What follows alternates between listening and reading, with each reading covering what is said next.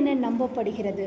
தீபாவளி கொண்டாடுவதற்கு பல காரணங்களை புராண கதைகள் வழியாக கூறுகின்றனர். ஸ்ரீ கிருஷ்ணர் சத்யபாமாவின் உதவியுடன் நரகாசுரன் என்ற அரக்கனை அழித்து மக்களை காத்த நாளாக கொண்டாடப்படுகிறது. இந்நாளில் விளக்குகள் ஏற்றி திருவிழாவாக கொண்டாடுகின்றோம். இருளை அகற்றி ஒளியை கொடுக்கும் நாள் தீபாவளி.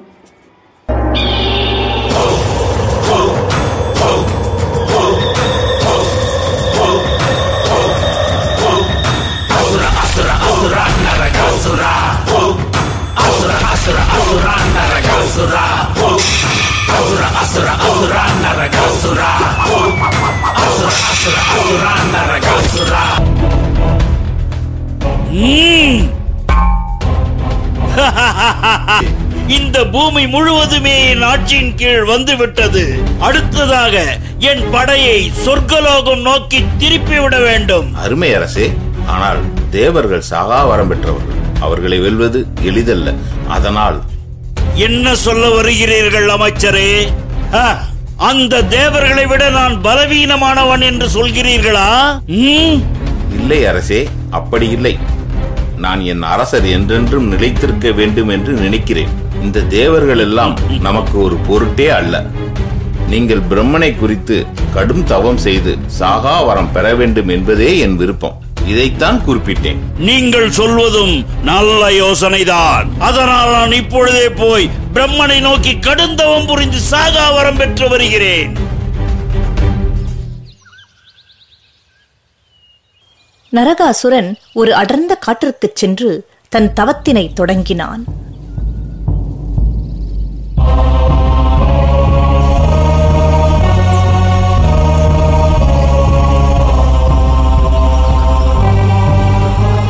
நாட்கள், மாதங்கள், ஆண்டுகள் கடந்து போயின.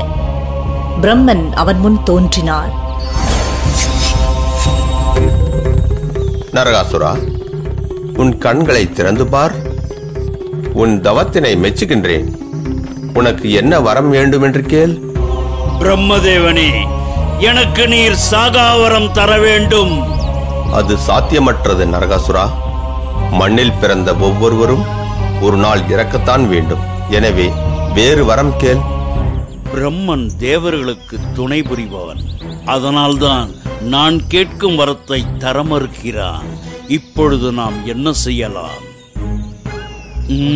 சரி, இந்த வரத்தை கேட்போம். பிரம்மனே, நீங்கள் எனக்கு சாகா வரத்தை தர முடியாது என்பதால் எனக்கு மரணம் என்று ஒன்று நேர்ந்தால் அது என் தாயின் கைகளால் மட்டுமே நிகழ வேண்டும் என்ற வரம் கேட்கிறேன். உன் விருப்பப்படியே நடக்கும்.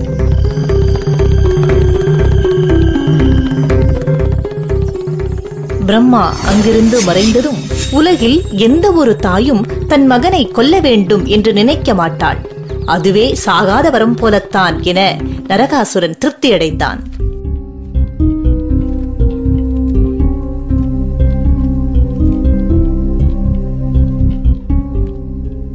புதிய சக்தி கிடைத்த நரகாசுரனின் வன்முறை மேலும் அதிகரித்தது. தன் படையுடன் இந்திரலோகத்திற்குள் நுழைந்தான். தேவர்களின் தலைவனான இந்திரன் நரகாசுரனை தோற்கடிக்க முடியாது என்று அறிந்ததும் மறைந்து விட்டான்.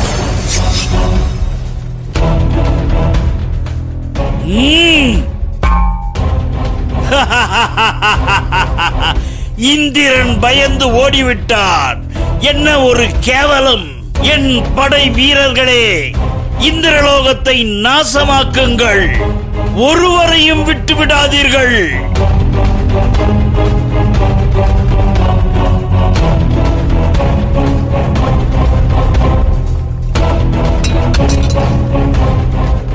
அரசே, நாம் மொத்தமுள்ள 16,100 தேவர்களையும் சிறைபிடித்து விட்டோம்.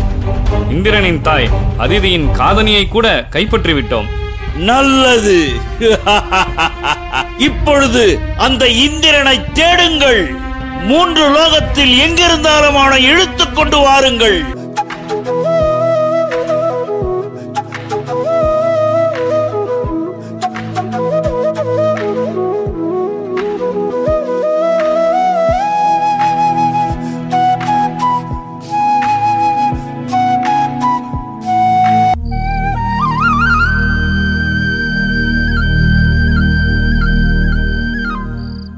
கிருஷ்ணன் தன் மனைவியுடன் தனிமையில் இருக்கும் பொழுது இந்திரன் அங்கு வந்து சேர்ந்தான். கிருஷ்ணா, கிருஷ்ணா, காப்பாற்றுங்கள், காப்பாற்றுங்கள்! அமைதி, அமைதி. என்ன நடந்தது? இந்திரலோகத்தை அந்த நரகாசுரன் கைப்பற்றி விட்டான். அனைத்து தேவர்களையும் சிறையில் அடைத்து விட்டான். என் தாயின் காதணிகளையும் பறித்து விட்டான். என்னால் அவனை ஒன்றும் செய்ய முடியவில்லை. நீங்கள் தான் எங்களை காப்பாற்ற வேண்டும். நீங்கள் தான் எங்களை காப்பாற்ற வேண்டும் கிருஷ்ணா. தெய்வீக பெண் அதிதியின் காதணிகளை பறிக்கும் அளவுக்கு அந்த நரகாசுரனுக்கு எப்படி தைரியம் வந்தது? நாம் கண்டிப்பாக அந்த நரகாசுரனை கொன்று இந்திரனுக்கு உதவ வேண்டும். அவசரப்படாதே சத்யபாமா. நீ சாதாரண பெண். நரகாசுரன் நீ நினைப்பதை விட சக்தி வாய்ந்தவன். எப்படி உன்னால் அவனை வெல்ல முடியும்? சற்று யோசித்துப்பார் சத்யபாமா. என்ன? நான் சாதாரண பெண்ணா? நீங்கள் எப்படி இந்த வார்த்தைகளை சொன்னீர்கள் கிருஷ்ணா? நீங்களும் நானும் முதலில் சந்தித்தது ஒரு போரில் என்பதை மறந்து விட்டீர்கள் போலிருக்கிறது. எனக்கும் போர் திறம் தெரியும். எனக்கும் நன்றாக தெரியும் கண்ணே. அதனால் என்னிடம் இதை விட்டுவிடு. இல்லை, நான் கண்டிப்பாக உங்களுடன் வருவேன். உங்கள் தேரை நான் தான் ஓட்டுவேன். நீ வழக்கம் போல் பிடிவாதம் பிடிக்கிறாய். சரி வா, நாம் போய் நரகாசுரனின் முடிவை நிர்ணயிப்போம்.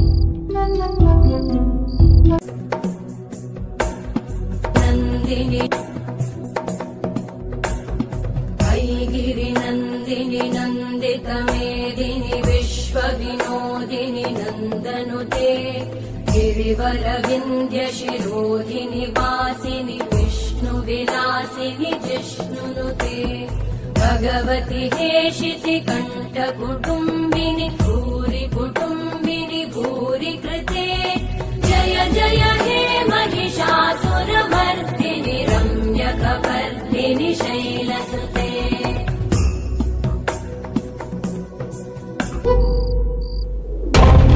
போர்க்களத்தில் ஏ கிருஷ்ணா, நீ என் சக்தியை குறைத்து மதிப்பிட்டு போர்க்களத்திற்கு ஒரு பெண்ணை அழைத்து வந்திருக்கிறாய். ஆனால் நீ உன் மனைவிக்கு முன்பாகவே செத்து விழுந்து அவமானப்படப் போகிறாய். நரகாசுரா, உன் தவறுகளை திருத்திக்கொள். உன்னை இத்துடன் உயிரோடு விட்டுவிடுகிறேன். எதற்காக அவனிடம் வீண் பேச்சு பேசுகிறீர்கள் இறைவா? அவனது கதையை உடனே முடியுங்கள். கிருஷ்ணருக்கும் நரகாசுரனுக்கும் இடையே பயங்கரமான யுத்தம் தொடங்கியது.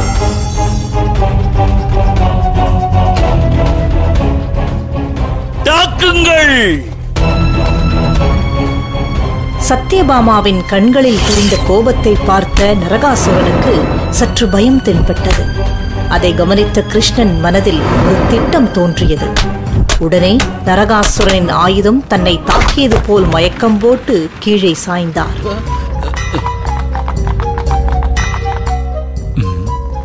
மயங்கி விழுவது போல நடித்துவிட வேண்டியதுதான். என்ன துணிவிருந்தால் நீ என் கணவனை தாக்கியிருப்பாய். உன் முடிவை எதிர்கொள்ள தயாராக இரு நரகாசுரா. நீ என்னை கொல்வதாக சவால் விடுகிறாயா? கவலைப்படாதே, உன் கணவன் சென்ற இடத்திற்கே உன்னையும் அனுப்பி வைக்கிறேன். நரகாசுரா!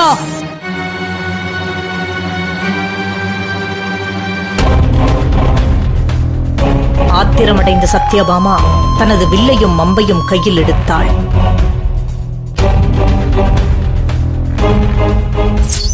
மீண்டும் போர் முழு வீச்சில் தொடர்ந்தது. சத்யபாமா நரகாசுரனின் மார்பை குறிவைத்து ஒரு சக்தி வாய்ந்த அம்பை எய்தாள்.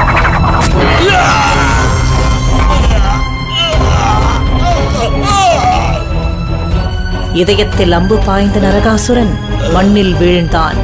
அந்த கணத்தில்தான் நரகாசுரனுக்கு தன் தாய் பூமாதேவியின் அவதாரம்தான் சத்யபாமா என்பது புரிந்தது. அதை சத்யபாமாவும் உணர்ந்தாள். கடவுளே, நான் எப்படி இதை செய்தேன்? இவன் என் மகனாயிற்றே. ஆமா, உன் மகன்தான். இருப்பினும் அவன் செய்த தவறுகளுக்காகத்தான் இந்த முடிவு அவனுக்கு நேர்ந்தது. அவனைப் பற்றி கவலைப்படாதே. இனி வருங்காலத்தில் இந்த நாள் நரகனின் சதுர்த்தசியாக வீடுகள் தோறும் விளக்கேற்றி கொண்டாடப்படும். நீதியை நிலைநாட்டி அமைதி திரும்பச் செய்வதற்காக தன் சொந்த மகனையே கொன்ற பூமாதேவியின் புகழ் என்றென்றும் நிலைத்திருக்கும் வகையில்தான் நரகாசுரன் மறைந்த அதே நாளில் வீடுகள் தோறும் விளக்குகள் ஏற்றப்படுகின்றன.